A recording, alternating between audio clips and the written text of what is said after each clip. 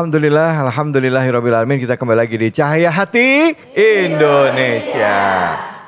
Untuk kesempatan kali ini kita akan bertanya dengan guru kita yang sudah hadir bersama-sama dengan kita, Ustazah Inaratul Ain. Assalamualaikum warahmatullahi wabarakatuh, Ustazah. Waalaikumsalam warahmatullahi wabarakatuh. Masya Allah, makasih banyak Ustazah udah datang sini Ustazah ya. Sama-sama Ustadz, Alhamdulillah, mohon doanya. Masya Allah, Ustazah, kalau kita lihat surah An-Nur itu ada surah An-Nur ayat 35, ya kan? Dan saya juga mau coba bertanya sama Ustazah kaitan dari nama surah An-Nur dengan di awal itu membahas tentang perzinahan. Ada korelasinya apa? Silakan Ustazah, fadhal. Baik. Assalamualaikum warahmatullahi wabarakatuh. Waalaikumsalam warahmatullahi wabarakatuh. Hamdan wa syukran lillah. Wassalatu wassalamu ala rasulillah. Sayyidina Muhammad ibn Abdillah. La hawla wa la quwata illa billah, amma ba'd. Bu, Ibu, Nur, Cahaya. Pertanyaan Ustadz David, apa sih korelasinya antara nama surat yaitu Nur, cahaya, dengan zina? Maka mari kita bahas di dalam surat An-Nur ayat 35. Di dalam surat An-Nur ayat 35 Allah berfirman bahwasanya Allahu nurus samawati wal ar, bahwa Allah adalah cahaya baik di langit dan di bumi. Di dalam tafsir Ibnu Katsir, tafsir Al-Quranul Karim, Imam Ibnu Katsir menjelaskan bahwa makna dibalik Allahu nurus samawati wal ar, yaitu Allah pemberi petunjuk bagi makhluk yang ada di langit dan juga makhluk yang ada di bumi. Jadi kalau kita sebagai makhluk bumi, Allah memberikan petunjuk kepada seluruh manusia dengan cahayanya. Karena Allah adalah sumber daripada cahaya. Dan dengan cahaya itu kita semua menjadi bercahaya. Siapapun yang diberikan cahaya oleh Allah, yaitu cahaya iman, maka insya Allah kita akan bercahaya. Karena kemudian dilanjutkan masalu nurihi kamisykatin fiha misbah. Jadi nurnya ini di dalam surat An-Nur ayat 35, cahayanya itu seperti lentera yang menyala cahayanya, Bu. Jadi cahaya itu membuka setiap hal yang hak yaitu hak, yang batil menjadi batil. Begitu nampak jelas dengan cahaya. Maka hubungannya di sini adalah ketika seseorang itu mendapatkan cahaya iman dari Allah Subhanahu wa taala, maka dia akan menjadi dia yang sebenarnya, yang betul-betul menghamba kepada Allah Subhanahu wa taala, yang takut akan berbuat dosa. Jangankan berzina, untuk bermaksiat kecil saja dia takut kepada Tuhannya. Alhamdulillah. Maka ketika seseorang itu dilindungi oleh cahaya Allah, cahaya iman, dia akan takut untuk melakukan perbuatan zina. Karena apa, Bu? Kita tahu ya Ustadz, bahwa ketika orang berzina itu terang-terangan apa sembunyi-sembunyi? Sembunyi-sembunyi dong. Ada nggak yang si zinanya terang-terangan gitu di depan umum? Nggak ada. Ada? Ada enggak? Tapi zaman sekarang ada loh Ustazah. Ada apa loh. tuh? Jadi mereka begini, zinanya itu maaf ya Bu ya, maaf ya. Gitu kalau misalnya kita di media sosial, itu katanya tuh ada link-link khusus yang orang nonton perzinahan. Subhanallah. Video porno itu ada, artinya mereka ada pelakunya, ada aktornya, ada sutradaranya, ada kameramennya, ada yang menyaksikan. Berarti kan lebih dari 4 orang itu Ustazah. Subhanallah ya, ini langsung kena sanksi. Iya. Benar Ustazah, kayak gitu tuh gimana Ustazah ya? Itu lebih dari 4, bukan 4 orang lagi ya Bu ya, lebih jadi ya Bu ya. berjuta-juta orang ya. Terus kita jadi viral, mau viral Bu dari perzinahan. Na'udzubillahi min dalik.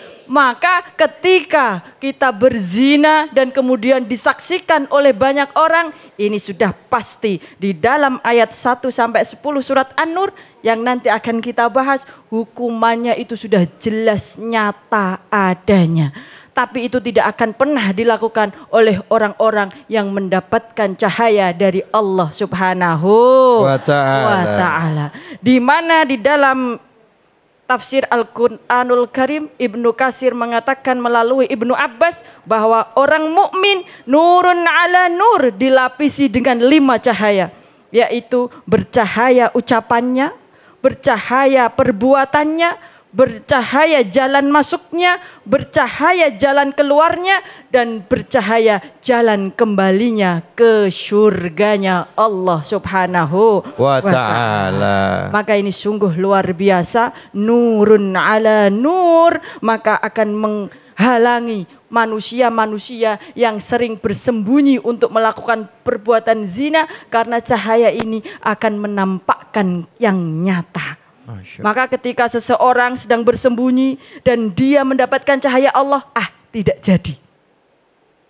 Selingkuh ya, bersembunyi ya Bu, mau zina masuk kamar bersembunyi, tetapi ternyata di situ yahdi mayyasha, Allah memberikan hidayahnya kepada siapapun yang dia kehendaki, yang Allah kehendaki, maka niat buruk itu akan terhapus oleh hidayahnya dari Allah Subhanahu wa Ta'ala yang berupa cahaya keimanan. Ibu suka bercahaya atau suka gelap Bu? Benar. Kalau di kamar juga suka bercahaya apa suka gelap? Kalau tidur suka bercahaya. Di kamar suka ada bercahaya, suka gelap. Ada yang suka gelap Bu. Jadi kita seyogyanya selalu bermohon kepada Allah atas cahaya iman dan Islam kita, supaya apa? Supaya kita terhindar dari perbuatan maksiat dan dosa, terlebih dosa besar.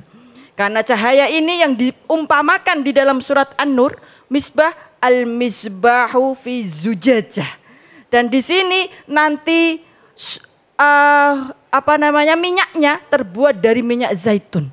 Minyak zaitun itu sudah bercahaya Bu, dari pohon zaitun yang sudah luar biasa bagusnya. Maka dari cahaya itu kemudian bercahaya lagi dengan cahaya Allah. Maka kemudian memancarkan cahaya ke sekitarnya yang menampakkan segala keburukan dan kegelapan. Semuanya akan menjadi bercahaya. Maka ketika kita melihat ada manusia-manusia yang berbuat dosa, khususnya berbuat zina, karena berbuat zina ini bersembunyi-sembunyi, maka yang bisa menyelamatkannya adalah cahaya iman dan Islam. Dan semoga kita senantiasa terus terlingkupi oleh cahaya Allah Subhanahu wa Ta'ala. Amin, amin, Allahumma amin, ya Rabbal alamin. Ya Rabbal alamin. Terima kasih banyak Ustazah. Bu, pengen bercahaya enggak? Tadi waktu ditanya pengen bercahaya enggak? Aku mah pakai ini biar glowing. Ngomong-ngomong soal zina itu Ustazah, kira-kira gimana cara ngontrolnya? Karena kadangkala ya yang namanya setan ya kan, di antara 2 orang yang lagi berduaan, yang ketiganya ngeliatnya ke saya sih Bu.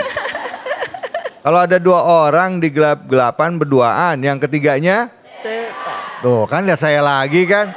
Aduh, gimana caranya nahan hawa nafsu, supaya kita nggak terjerumus di dalam zina. Gimana Ustazah? Siap Ustadz, kita memakai 3 pendekatan. Pendekatan spiritual, pendekatan intelektual, dan pendekatan emosional. Yang pertama pendekatan spiritual, yaitu kita tambahkan keimanan dan ketakwaan kita kepada Allah Subhanahu wa Ta'ala. Ini jelas ya para pemirsa di rumah juga. Kita dengan pendekatan spiritual ini menjadi benteng utama dari terusaknya pagar-pagar keimanan kita. Maka pendekatan spiritual ini menjadi sangat vital karena iman dan takwa ini adalah tolak ukur keberadaan seseorang itu melakukan kemaksiatan atau amal soleh. Kemudian pendekatan yang kedua yaitu pendekatan intelektual. Maka seseorang supaya jauh dari perbuatan zina harus lebih banyak mendalami ilmu agama. Karena dengan ilmu agama itulah, pengetahuan agama itulah, mereka akan semakin bisa mengevaluasi apa yang dia lakukan itu benar atau salah. Setidaknya seperti itu dari dua pendekatan tersebut. Pendekatan yang ketiga yaitu pendekatan emosional ini yang sangat mencakup banyak ranah. Di antaranya yaitu menggunakan 5M. Apa itu, Ustaz? Apa itu 5M? Ember kali ya. Yaitu menjaga pandangan. Menjaga pandangan. Menjaga pandangan. Seseorang agar terhindar dari perbuatan zina, wajib bagi dia untuk menjaga pandangan khususnya terhadap laki-laki, Bu. Laki-laki, Bu. Ya. Ini di sini ada laki-laki enggak ya? Bu, jangan lihat saya nunduk. Jangan lihat-lihat kata. Menjaga pandangan ini khususnya terhadap laki-laki. Lawan jenis gitu ya. Oh iya, bagi perempuan laki-laki, bagi laki-laki perempuan. Ini bahaya nih, faktor emosionalnya akan langsung naik kan seperti itu kalau sisi penjaga pandangan. Yang kedua, yaitu bagaimana kita menutup aurat. Menutup aurat. Menutup aurat itu wajib bagi seorang wanita, apalagi wanita muslim. Yang ketiga, memperbanyak ingat atau zikrullah. Memperbanyak ingat sama Allah. Kalau kita banyak ingat sama Allah, insya Allah dimanapun kita berada akan selalu terjaga. Lihat wanita cantik, Allah, Allah, Allah. Subhanallah. Lihat sesuatu yang tidak baik, kita langsung ingat Allah. Berzikir kepada Allah. Yang keempat ya, tadi udah 3 ya. Yang keempat, kita menjauhi perbuatan-perbuatan atau tempat-tempat maksiat. Karena kita sebagaimana yang kita tahu, ketika kita kumpulnya dengan penjual minyak wangi, kita ikut wangi. Ketika kita bareng sama penjual ikan. Penjual ikan, enak dong nanti kita goreng. Iya. Baunya bau. Jadi sedap, itu bergizi, bau ikan. Baik. Jadi bagaimana kita menghindarkan diri dari tempat-tempat yang tidak baik. Menghindari dari perbuatan-perbuatan yang tidak baik. Itu yang keempat. Yang kelima, mengalihkan emosi kita kepada hal-hal yang positif. Karena apa? Kecenderungan untuk melakukan zina itu pasti kecenderungan emosi-emosi negatif. Sehingga ketika muncul hasrat tersebut, rajinlah berolahraga, rajinlah ke majelis taklim, rajinlah beribadah, ke majelis ilmu. Ngerumpi Bu, enggak apa-apa. Tetapi ngerumpi agama. Alhamdulillah. Sehingga ketika kita alihkan kepada perbuatan-perbuatan yang positif, energi-energi negatif itu lama-lama akan luntur dengan sendirinya. Kita lupa dia yang ada di sana. Yang selalu terbayang-bayang kecantikannya, yang selalu terbayang-bayang kemolekannya, kita lupa karena kita sudah sibuk membaca Al-Quran, kita sibuk bersedekah, kita sibuk melayani suami, kita sibuk mengurus anak kita. Tapi kalau kita sering menganggur, sering melihat yang mohon maaf ya, adegan-adegan yang kesaksiannya jutaan orang itu, yang sudah ke sana kemari jadi viral, akhirnya kita tercekoki, otaknya terracuni sehingga timbul keinginan untuk praktek bersama orang yang bukan suami kita. Na'udzubillahi min dzalik. Maka setidaknya tadi 3 pendekatan dengan 5M secara pendekatan emosional. Masya Allah. Ini ibu-ibu langsung apal nih. Bu. Coba Ibu, 5M apa tadi Bu yang pertama? Dari mata. Menjaga pandangan, aduh sampai miring-miring dah. Ayo Bu, silakan Bu. Menghindar dari pandangan, menghindar dari menjaga aurat, tutup aurat. Iya. Ketiga, menjaga jadi grogi. Bu, ada yang tahu nggak? Ayo, ya pertama apa tadi? Menjaga pandangan. Kedua, menjaga aurat. Yang ketiga, berzikir pada Allah. Yang keempat apa? Keempat apa tadi? Ayo. Nih mama emang semua gini nih. Ya. Tahu nggak Bu? Tahu apaan? Tahu ah. Yang keempat apa? Ayo. Ayo apa? Apa? Udah pandangan. Oh. Apa? Olahraga boleh itu yang terakhir kelima, tadi. Bu. Itu yang kelima. Yang keempat apa itu? Yang keempat? Apa? Sudah berzikir. Apa? Empat. Sudah apa? Itu yang kedua. Apa? Apa Bu? Mendekatkan diri pada Allah. Udah tadi ayo. Ayo. Apa PR, tadi? PR, Yang Ustaz, tadi yang PR. ikan itu loh Bu, yang ikan. Apa? Mendekati suami orang Mendekati Ustaz David. Astagfirullah, jangan. Orang yang baik bergaul dengan orang-orang soleh, ikut pengajian, terakhir baru olahraga atau kegiatan yang positif. Kalau masih ada perasaan syahwatnya juga puasa, ya betul ya Ustaz? Betul, ini Tuh. dalilnya ada. Ya ma'syara syabab man istata'a minkumul ba'a falyatazawwaj fa innahu aghaddu lil basar wa ahsanu lil fajr wa man lam yastati fa alaihi bisawm fa innahu lahu wija. Nah, kalau memang sudah para pemuda ini ya, khusus untuk para pemuda, ya masyarakat syabab, yaitu untuk para pemuda, jika sudah kuat menikah, biasanya kan ada ya yang nggak mau nikah karena belum mapan, padahal kita udah biasa mapan di atas kasur ya. Itu papan Bu. Itu papannya. Jadi padahal di situ kalau sudah siap, sudah kuat, maka menikahlah. Tapi kalau belum siap, belum kuat, ya berpuasalah. Karena sesungguhnya dengan puasa fa innahu lahu wija, maka akan dapat menahan dari hawa nafsu. Masya Allah. Itu tadi kalau pemuda. Iya. Kalau misalnya maaf udah menikah umur 50 tahun ya Bu ya. Masih kepengen gitu gimana itu? Puber kelima ya Bu ya. Ya kan maaf ya suka gitu kan saja ya. Iya. Sama tetap puasa juga saja. Iya, karena dengan menahan hawa nafsu, karena dosa-dosa kita itu lebih cenderung diakibatkan dari syahwat makanan terlebih dahulu. Masya Allah. Jadi karena makanan itu memberi kekuatan, maka ketika kita mau makan itu mari niatkan untuk makan untuk bekal kita beribadah, bukan untuk memenuhi hawa nafsu. Karena insya Allah dengan setelah kita berpuasa, keinginan-keinginan itu akan hilang karena kita tidak punya tenaga, udah mikir makan aja nanti. Iya, mikirinnya udah lapar. Jangankan mikir yang lain ya, mikir makan aja nanti gitu. Ya, betul. Bu, paham? Insya Allah. Baik, siapa yang mau nanya? Angkat tangan. Oh, ada yang mau nanya ini satu. Silakan. Ada Aida, assalamualaikum.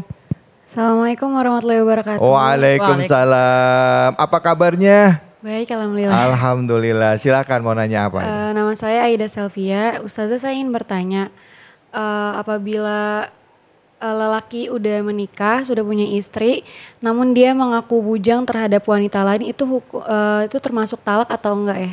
Termasuk apa? Talak.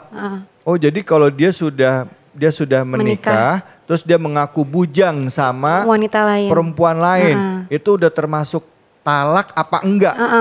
Waduh, dalam ini.